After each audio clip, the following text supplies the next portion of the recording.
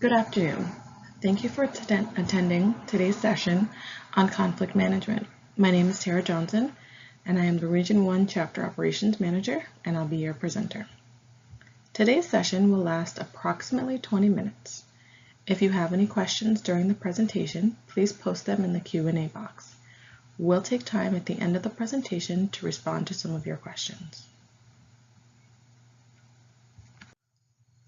Before I begin my presentation, I'd like to go over what we will be discussing this afternoon. First, I'd like to review the definition of conflict. It's important for us to have a common definition as a building block for our discussion. Next, I'd like to provide some examples of how you as an officer are already practicing conflict management in your everyday lives and techniques you can use to improve. Then we'll discuss conflict resolution, and I'll provide concrete tools and techniques you can use to help resolve conflicts that may arise while you're doing your work as an NSCS chapter officer. I'll take some time to work through a case study with you to demonstrate real-world examples of how conflict management and conflict resolution skills can be applied.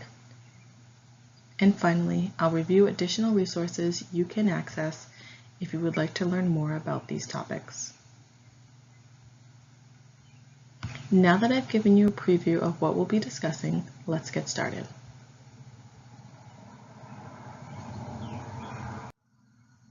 Merriam-Webster defines conflict as a competitive or opposing action of incompatibles, an antagonistic state or action or mental struggle resulting from opposing needs, drives, wishes, or external or internal demands. We often think of all of the negative aspects of conflict, but like most things, there are both positive and negative facets. When conflicts arise at the chapter level, there is an opportunity to build trust and teamwork as you work together to understand the issues at hand and try to develop solutions. According to Katz and McNulty, conflict fosters a sense of group unity and identity as disputing parties reconcile individual differences. Without conflict, groups become stagnant and uncreative. We know that when you're working with a group, such as your officer board, there will be differences of opinion. However, if you approach those differences with the goal of working together as opposed to trying to win, you'll get more done. It's all about how you approach it. Now that we've defined conflict, let's talk about how it applies to your everyday life as a chapter officer. Think about your chapter. Think about all the issues that you've had to deal with as you try to plan meetings and activities for members. How do you handle it when you want to have a meeting but everyone has different schedules? When you have competing ideas for how to spend chapter funds? When more than one member applies for the same officer position? These are just a few examples of conflicts that may arise while working with your officer board. What they show is that most of you practice conflict management without even realizing it. For some it comes naturally, and for others it takes practice. Regardless of whether it comes easily or if you need some help, everyone can improve. Next, I'd like to break down the process for managing conflict before we review some research-backed techniques for resolving the types of conflict that you may face as chapter officers.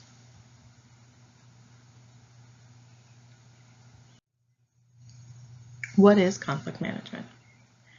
There are entire college courses and even majors dedicated to conflict management. I'm only going to give a brief overview since I don't have enough time to really dive in deep. On a basic level, conflict management is how you deal with opposing wants and needs that arise either internally or externally. It involves a communication process for changing the negative emotional states in a conflict to emotional states that allow working out a solution to the conflict. So what does that actually mean? First of all, it's about figuring out and communicating clearly what solutions both parties want and working with the other party or parties to figure out which solution will work for the situation. A good place to start is with yourself. On the next slide, I'm going to review a conflict management self-assessment that's designed to help you get into the right frame of mind.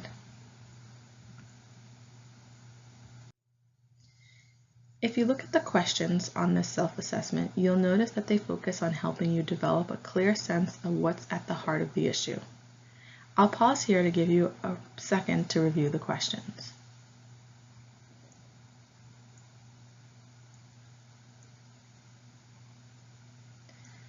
The idea behind this self-assessment is to help you analyze the situation and truly understand where you are coming from. Are you emotionally invested in this issue? Will being emotionally invested help or hinder you? You can't start to manage anything until you know where you stand and what you're willing to compromise on.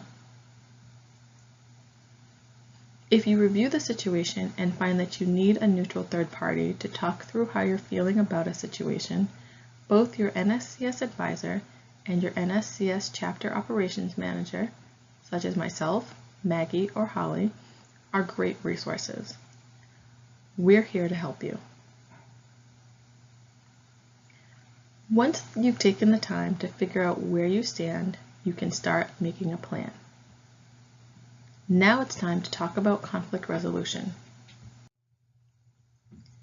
Conflict resolution is best understood as a working model with two key elements: conflict management and negotiation.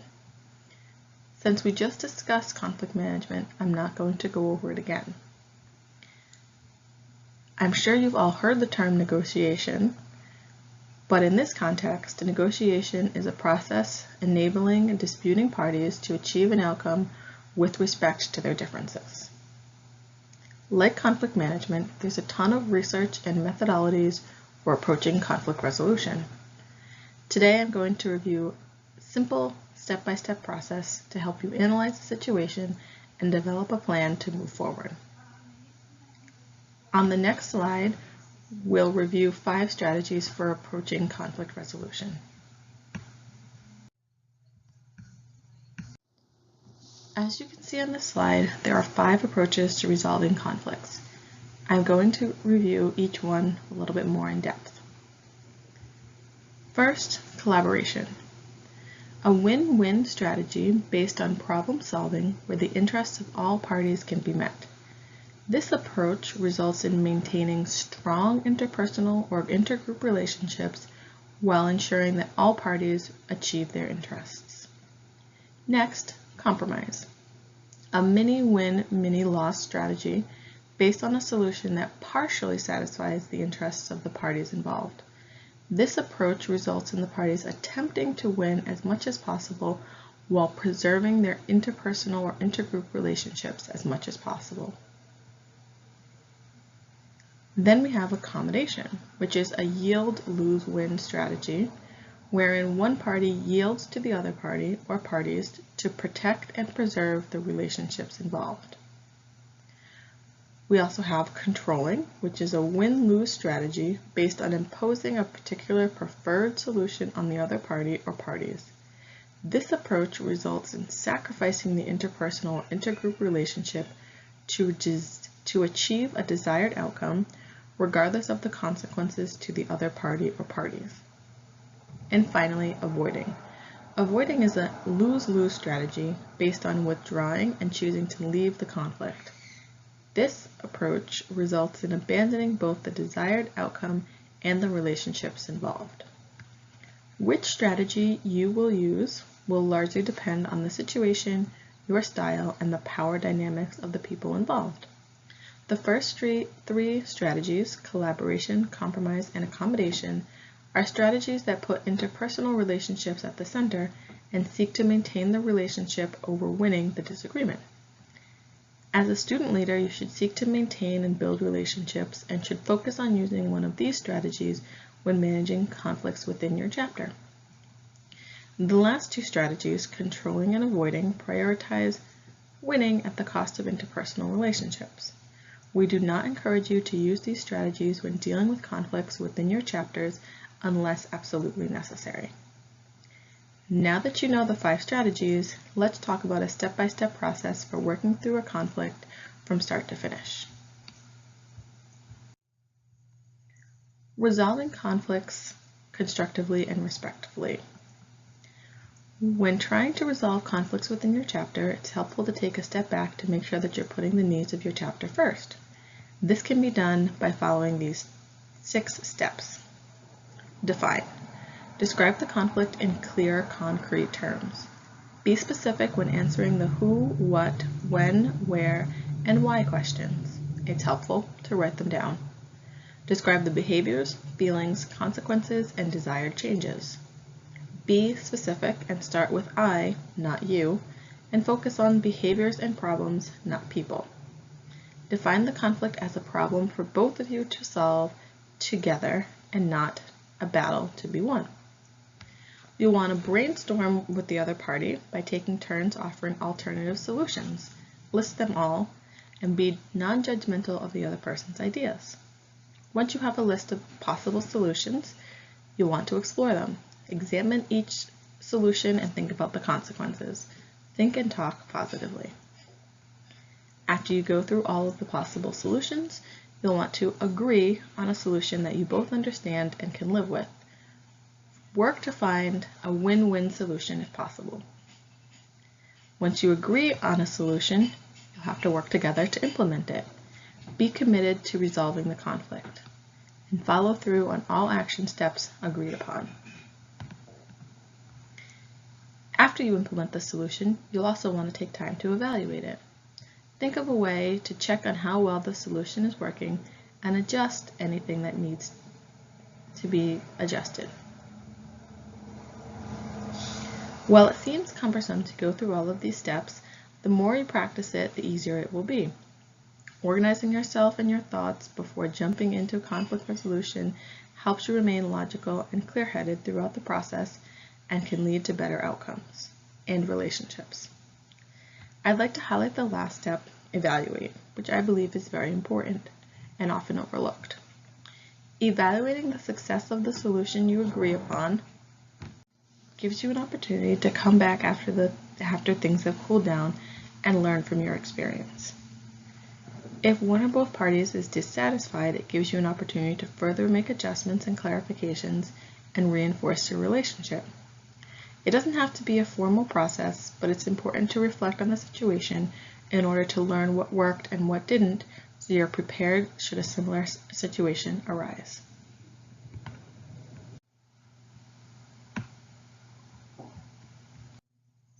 Now that we've reviewed both conflict management and conflict resolution, I would like to review a case study from last semester. Last semester, an officer reached out to me because they were having a problem with their advisor. The officer felt that the advisor had insulted them during an officer meeting and was extremely upset. I spoke with the officer to get as many details as possible to understand what happened, when, and why. I then spoke with the advisor, and they offered an apology for what happened. The advisor felt that it was a cultural misunderstanding since English was not their first language, and offered to talk with the officer with an NSCS representative present to help work through the problem and learn how to approach each other with respect. I spoke with the officer and presented the solution offered by the advisor and to see what they thought was a reasonable solution. They requested that the advisor be removed from their position because the officer felt that they could no longer work together. The solutions offered by both parties presented a dilemma. With only one side willing to communicate, negotiating a solution that made both parties happy seemed extremely unlikely. In order to get a better understanding of the issue at hand, I spoke with several stakeholders from the chapter, including the other officers, members, and staff from the college. Generally, the consensus was that the advisor was helpful and easy to work with, and that the officer had a bit of a temper and could be difficult to talk to if there was a disagreement.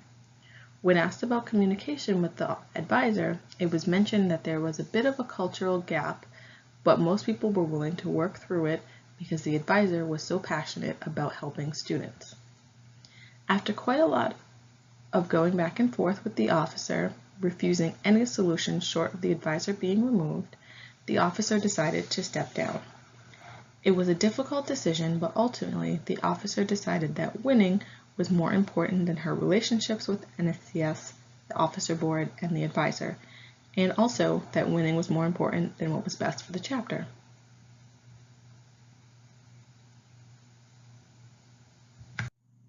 After hearing that example, I'd like you to take a few minutes to think about how you would have done things differently. You can type some of your ideas in the chat box. How would you apply what we've discussed this afternoon? Which conflict resolution style did the officer use in this situation?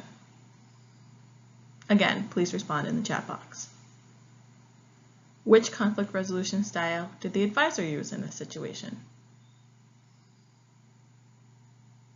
What would you have done differently to resolve this conflict?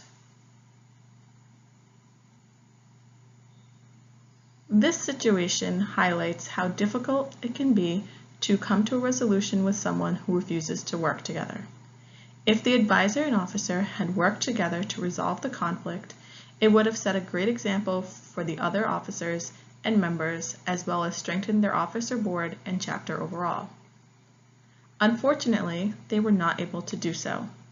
Now, instead of focusing on planning induction and getting registered on campus for the fall, we are working with the chapter to find another officer.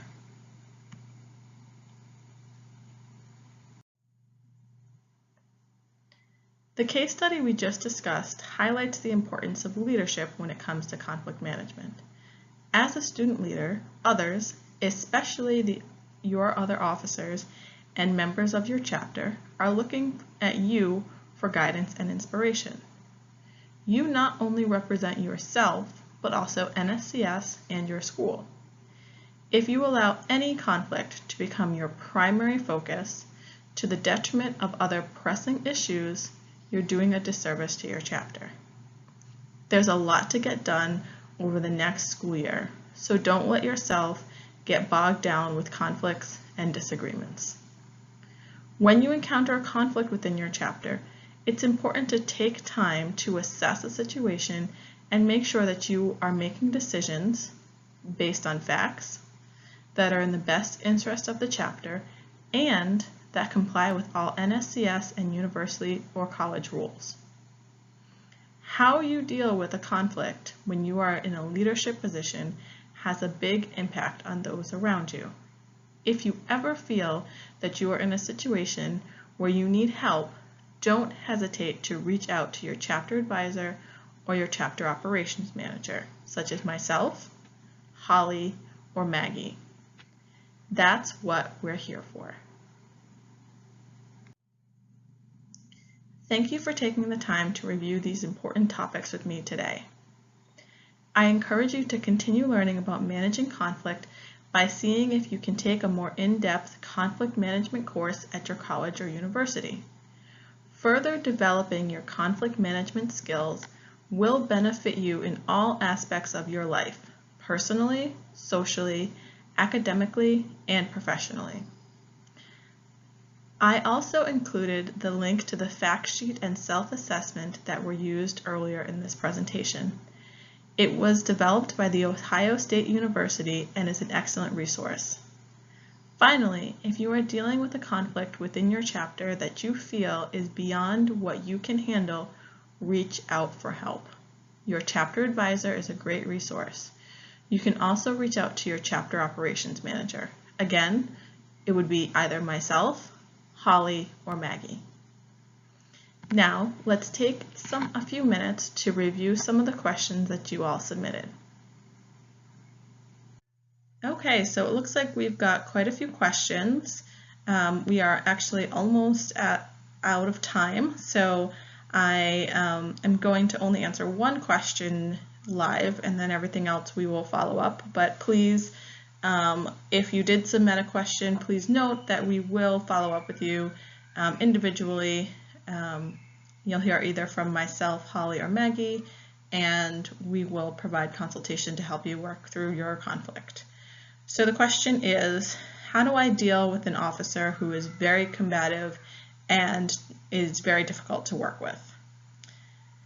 So if you're dealing with an officer who is difficult to work with and doesn't seem like they are happy with anything that you say or do, what I would suggest is to meet with them one-on-one. Sometimes in a group situation, somebody can feel empowered to be a little bit more negative than they would be on an individual basis.